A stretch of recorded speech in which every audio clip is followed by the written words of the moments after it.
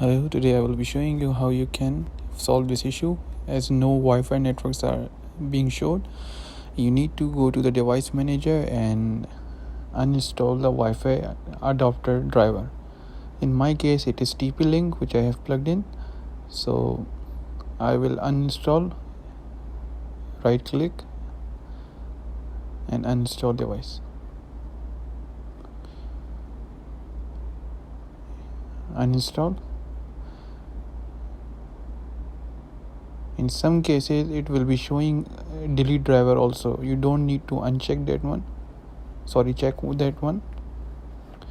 Okay, you need to scan for changes now and it will be available again and the issue will be solved. As you can see, the Wi-Fi networks are now showing.